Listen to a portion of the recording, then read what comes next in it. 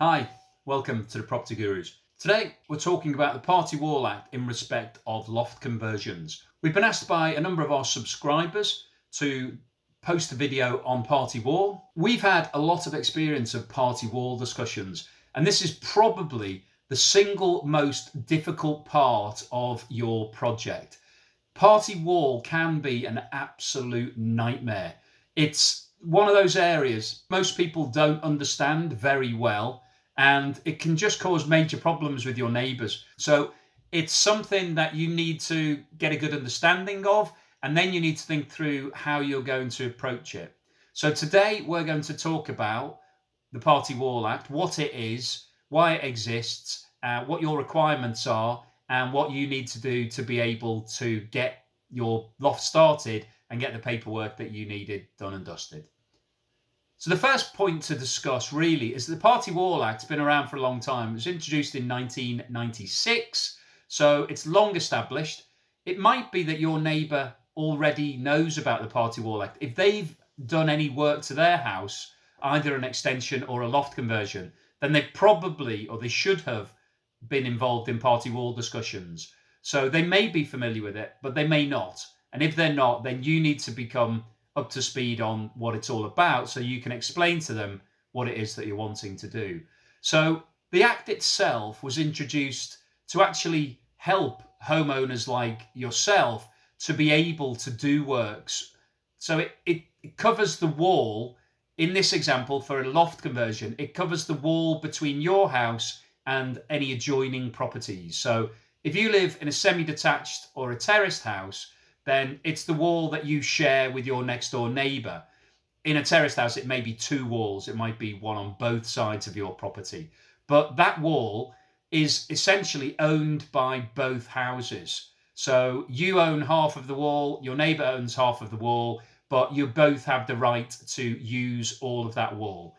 So what that means when you come to do a loft conversion is that you're allowed to cut into that wall to be able to put plates in, to put steel beams to support your new roof structure. If you're not familiar with how steels work and how dormers are constructed, have a look at the videos on our channel. We've got a daily diary of a loft conversion. You can see on day 2 the installation of the steel beams where we cut into the party wall, we put plates in, and then the steels are put onto those plates. That's really useful to have a look at so you can understand exactly what work will be done. You can also direct your neighbour to that video so that they can see it. It's relatively straightforward. It gets done in every loft conversion, so it's not something to get too stressed about for your neighbour. It's something that happens every day all around the UK, so it's not something that's going to cause their house to collapse or any major problems, but it is something that needs to be agreed and documented, and you need to make sure that you've done everything correctly. So the Party Wall Act has been created to work in your favour. It enables you to do the work, so you're allowed to. So even if your neighbour says, I don't want you to build your loft, I don't like it, it doesn't matter. You'll still be able to do it, but you need to go through the process that is included in the Party Wall Act. And that's where it can get time consuming, and it can also get expensive if things don't go to plan. So you need to work out exactly how to approach it and then try to get things resolved as quickly as possible. So under the Act, you are legally required to notify in writing your neighbour to advise them of what work you want to do. So you have to prepare a letter which is addressed to the legal owners of that property. So you need to find out who the legal owners are. That might be your neighbours, or it could be that they're renting and it's the landlord that you have to approach, or it could be somebody else owns that property, the parents or relative or somebody else. So you need to find out who the legal owner of the property is, and the letter has to be addressed to that legal owner. And in that letter, you need to notify them of the work you're doing and the timescales involved. Now, in terms of timing, under the Act, legally, you need to provide 2 months' notice before you can start work on your loft conversion. Now, that can be a bit of a nightmare. If you're coming round to doing Party Wall towards the end of your planning for the project and you haven't given yourself 2 months' notice, then that can be an issue. But legally, it can take 2 months. And unless your neighbour agrees to allow it to happen earlier, you will have to wait for 2 months from the notice date.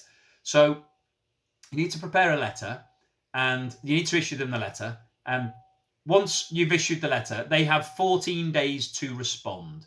So ideally, go round, have a cup of tea, have a chat with your neighbour, have the letter prepared, but talk to them, tell them what it is that you want to do, give them the letter as part of that chat and the meeting. But ideally, you want the neighbour to agree to say, yes, that's fine. I will sign a consent to say, I'm happy for you to start the work and you can start as soon as you like. That's all fine. So that is the perfect outcome. If you can achieve that, there is no cost involved in the party wall discussion.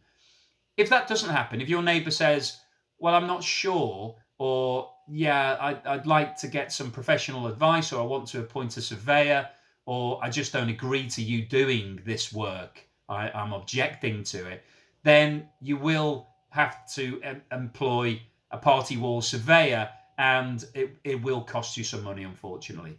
Now, we can have a look. The government have issued guidance notes for everything around this. So let's have a quick look at that.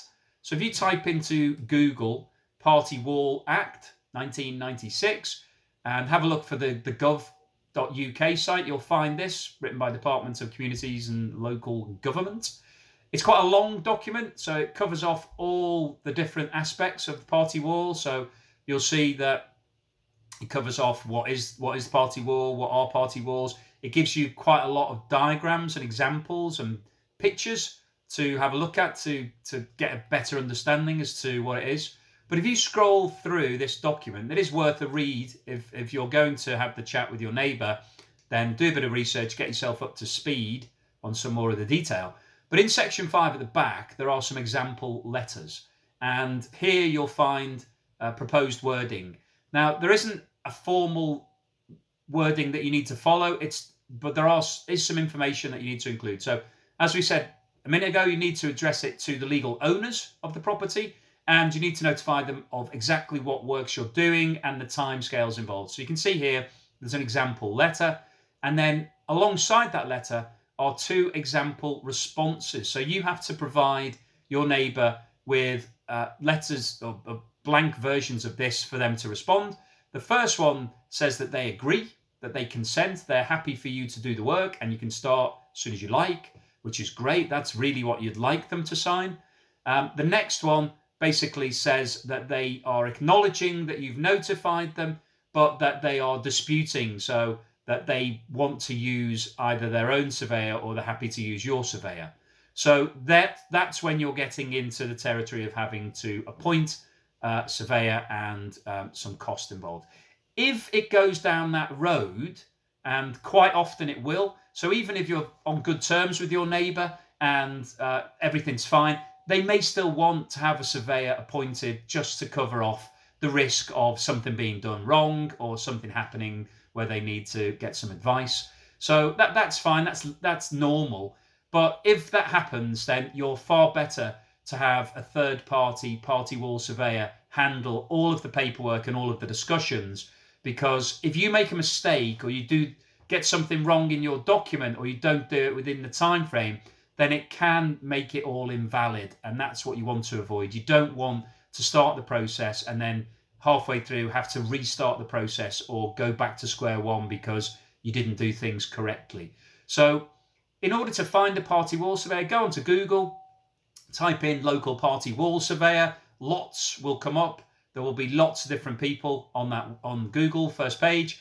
You can find price comparison websites, so localsurveyors.com do comparison and plenty of other ones. So you can go on somewhere, tell them what your job is. So in this example, loft conversion, I need party wall advice, and ask for quotes. So you might get 7 or 8 different people contacting you, and you'll find that there's a big spread in terms of the prices. So we've seen people having to pay thousands of pounds, and other guys charge hundreds of pounds. So it's a big spread. It's worth shopping around. Have a look at the reviews, get some people you can speak to who've worked with them before. Just do the usual sort of research that you do for a builder or anything like that.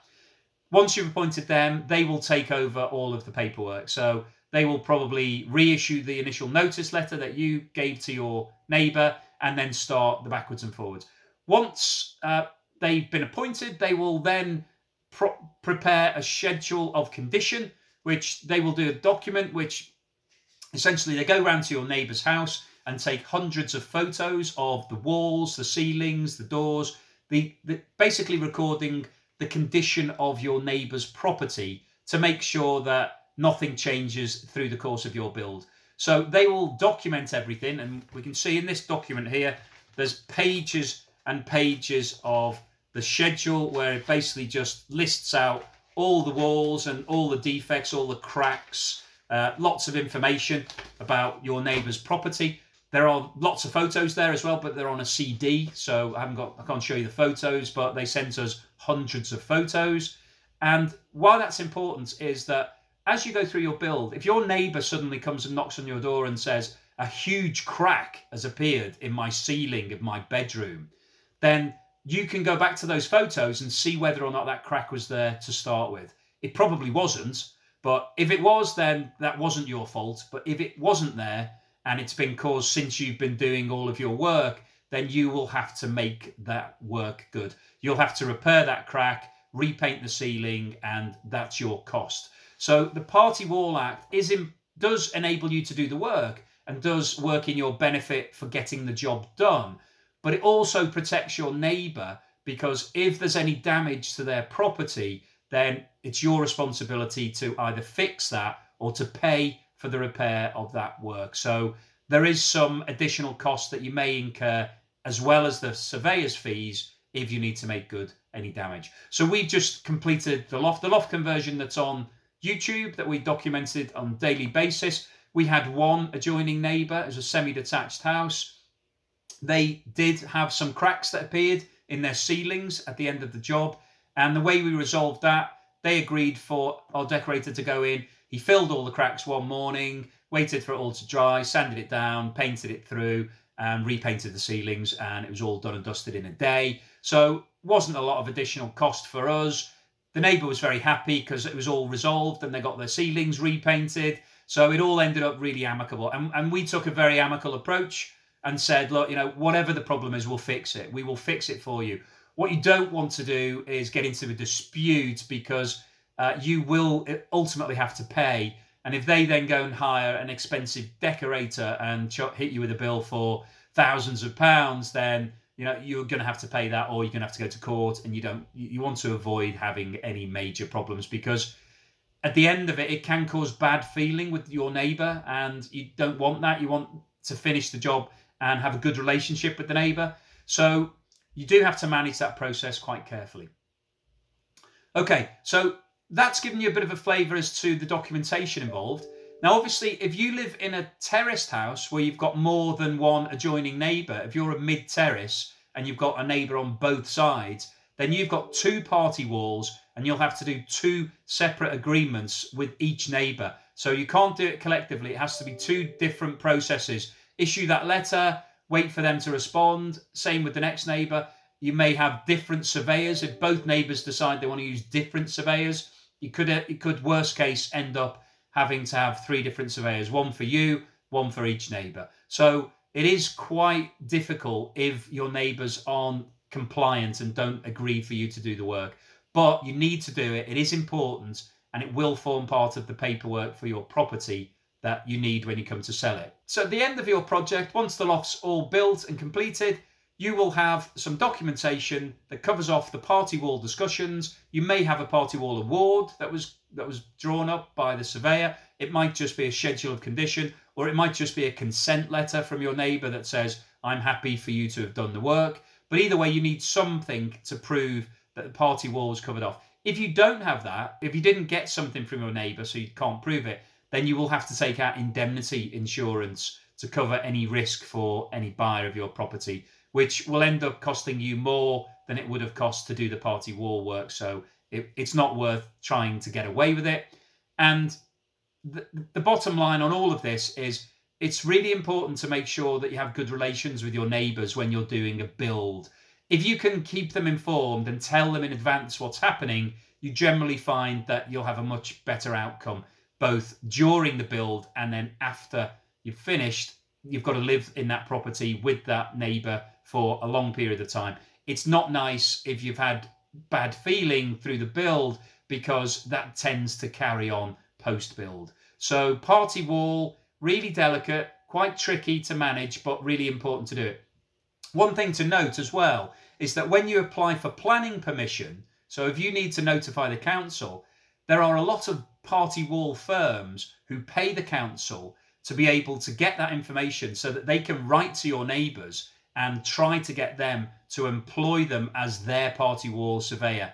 They do this, it's ambulance chasing, they do it to make money for themselves. But what happens is they write letters to your neighbours warning them of the risks and saying that your house could collapse and there could be major problems and you'll have big cracks appearing in all over your property. So they scaremonger your neighbour before you've approached them. So what you might find is when you turn up to have a chat with your neighbour, that they're already aware of it because they've had letters from these ambulance chasers, and that they've got their back up because they're worried that it's going to cause problems and issues and damage, and that you're trying to do something that's going to cause a problem with their house. So it's a bit of a minefield because these ambulance chasers are out there sending letters to people trying to scare them into using them. It does tend to cause problems having the initial discussion. So be aware of that. Be aware that your neighbour's probably been targeted by these companies and that they'll be telling them all the nightmare stories of what could go wrong. Hopefully that's given you a flavour as to what Party Wall's all about. There's plenty of documentation online. Have a look at the government document that we talked through earlier. If you need to, appoint a Party Wall Surveyor on your behalf. That's the easiest way to manage this. You can manage it yourself, but it is more difficult, and you need to make sure you've done everything absolutely correctly and that it all gets documented so that you've got something when you come to sell your property. We've been the Property Gurus. If you haven't done so already, please subscribe and give us a thumbs up, and we will be posting plenty more videos like this soon. Thank you for watching. Bye.